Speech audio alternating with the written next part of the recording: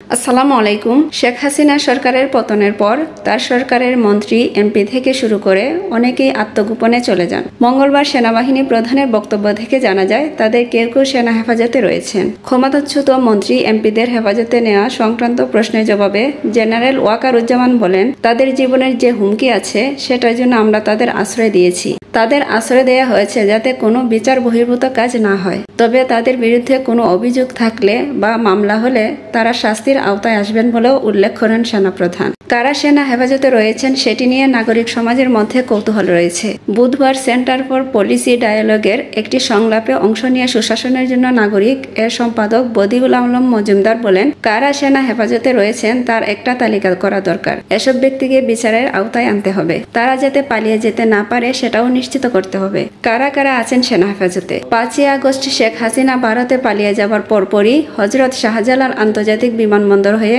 দেশ ত্যাগের চেষ্টা করেন তার মন্ত্রিসভার একাধিক সদস্য। সাবেক তথ্য প্রযুক্তি প্রতিমন্ত্রী জুনাইদ আহমেদ পলককে বিমানবন্দর থেকে আটক করা হয়। তার কিছুক্ষণ পর আটক হন সাবেক পররাষ্ট্রমন্ত্রী হাসান মাহমুদ। ইমিগ্রেশন পুলিশ তাকে আটকে দেয়। এ দুজনকেই সেনাবাহিনীর কাছে হস্তান্তর করা হয় বলে বিমানবন্দর সূত্র নিশ্চিত করেছিল।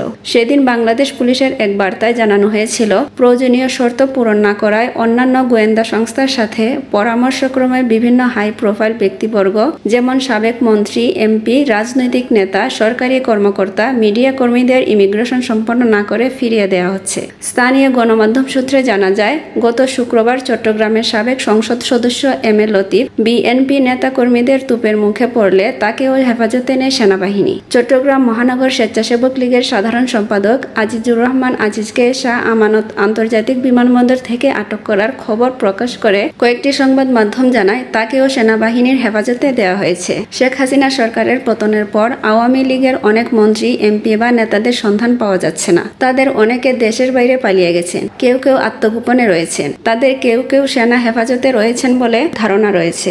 বাংলাদেশে কয়েকদিন কার্যত সরকারবিহীন অবস্থা পার করার পর গত বৃহস্পতিবার অন্তর্বর্তী সরকার গঠিত হয়। এই সময়টায় পুলিশও ছিল অনুপস্থিত। ফলে নিরাপত্তা কিংবা আইনি ব্যবস্থা নেয়ার কাজ আপাততভাবে সামরিক বা আধা সামরিক বাহিনীকেই করতে হয়েছে। গত রোববার থেকে ধীরে ধীরে সচল হতে শুরু করে পুলিশের কার্যক্রম। আরেকজন সাবেক সেনা কর্মকর্তা ও নিরাপত্তা বিশ্লেষক ব্রিগেডিয়ার জেনারেল বায়েজিদ সারওয়ার বলেছেন, সামরিক বাহিনী হেফাজতে নিয়েছে বলার চেয়ে তারাই বাহিনীটির কাছে আশ্রয় চেয়েছে বলা অধিক যুক্তিযুক্ত হবে। নিজেদের নিরাপত্তার কথা বিবেচনা করে জীবন বিপন্ন হতে পারে এমন শঙ্কা থেকেই সম্ভবত তারা সেনাবাহিনীর কাছে আশ্রয় চেয়েছেন। তিনি বলেন, মন্ত্রী, এমপিদের বিরুদ্ধে আদালতে রেগুলার মামলা হলে এবং সেনা কর্তৃপক্ষকে জানালে তখন পুলিশ কর্তৃক গ্রেফতারে বাধা থাকবে না। এ ব্যাপারে সরকার যা বলছে।